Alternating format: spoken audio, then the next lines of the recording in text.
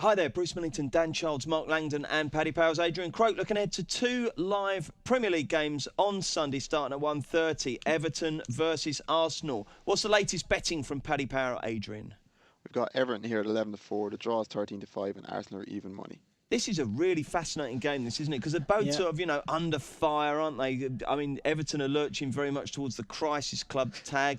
Arsenal never lose it. So who do you fancy then? Mark Langdon, we'll start with you. It is amazing. Every time Arsenal lose, right, it's the same reaction. I mean, Chelsea have got beat by Crystal Palace on the same day, and then in theory, an easier game, and yet Arsenal get it in the neck. But I'm going to go for Everton or draw, double chance here. Actually, I think maybe playing against somebody like Arsenal will suit Everton at the moment because they're struggling to create chances, but they won't have to sort of force the issue now. I mean, at the start of the season, they had a problem because they were playing all the best teams. Then they've had another problem playing somebody like Burnley, who are going to retreat and make it difficult. And I'm just struggling to make a case for Arsenal around about the even money mark. I mean, they've only scored one goal in their 4 away games so far. That was Mertesacker. So it's not a great betting heat because these are two teams I think that I'd both be wanting to be against really at the moment.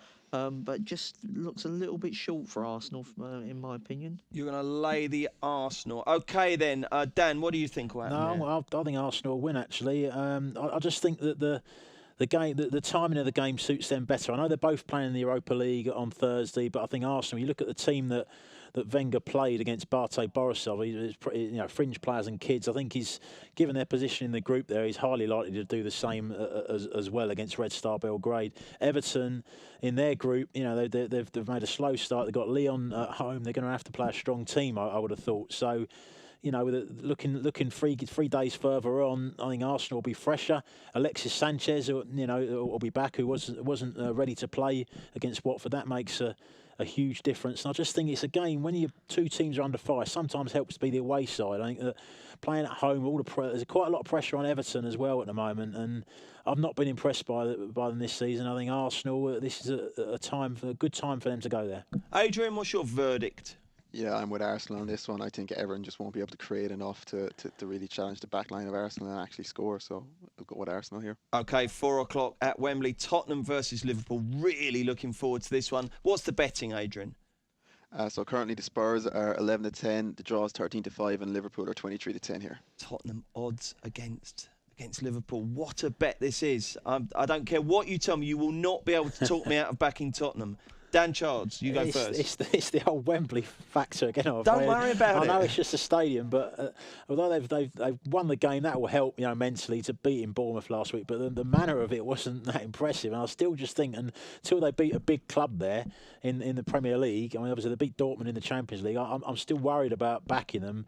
Well, what do you think they all do? Sit around and go, "Oh no, it's at Wembley. What are we going to do?" I do think there's a little psychological issue there. So I'm not totally convinced. I know Liverpool have had an easy game in the week, but it's got to give them confidence to go and win by such a margin as well. I don't the prices. I think the prices are about right. I don't fancy either team at the prices. The bet that stood out to me was Dele Alli at 13-2 to score first. I mean, you kind of forget last season that he was challenging Kane for a long time to be Spurs' top scorer. He got 18 goals in 37 games. Okay, he's had a slower start this year, 2 goals in 8 games, but I think the goals will start flowing again at some stage. And I noticed he was a bigger price than Firmino. Firmino's best season so far in English football, 11 goals in 35 games last season. Now, for him to be a shorter price, and they're the away side, the outsiders as well, Liverpool, it just shows up to me what a great price Dele Alli is at 13-2. And he could absolutely wreck that lot, couldn't he? Yeah, he could get some space absolutely. in The there. timing of his runs, yeah. OK, Mark, what do you reckon? Yeah, I mean, I'm not as negative about Liverpool really as you, Bruce. I think that actually they'll probably like to play against Tottenham. Be a lot of space for Salah and Firmino and Coutinho, much more than what they got against Manchester United when I thought they played okay.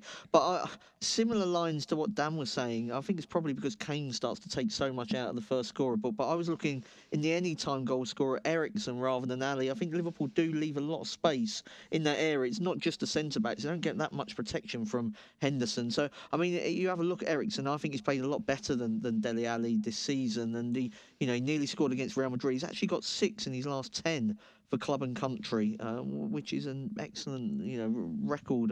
There was for a big him. debate about his performance in Madrid. There's a lot of people saying he went missing and he was awful, and then a load of people saying he was their most influential player. I thought he sacrificed himself really for the work of the team, because Llorente played up front with Kane. He kind of had to play in a slightly probably deeper role that he would rather be further up the pitch. I expect him to get back up to that part of the pitch, but.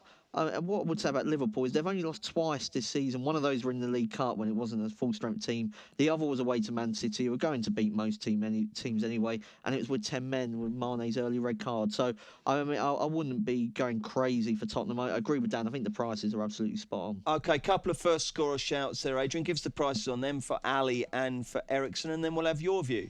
So Dele Alli is currently 13-2, and Christian Eriksen is 17-2 to score first. 17-2. Right, you're a Liverpool fan, aren't you, Adrian? I am indeed, yes. OK, so what's going to happen here?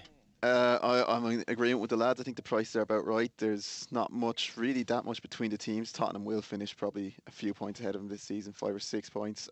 If I'm looking at it, I think Salah might have a fair shot at the first goal scorer. Just he's going to be coming up against either Vertonghen or maybe Davies playing the left back position. Rose not fit? Hard to see Rose starting, I don't think, at the moment. He's just coming back. OK, fair enough. So you're going to go for Salah. All right, you're all wrong. You're all got a vested interest. From a neutral perspective, Tottenham will finish 17 points in front of Liverpool this season, and they will win this game comfortably. So get on at 11-10.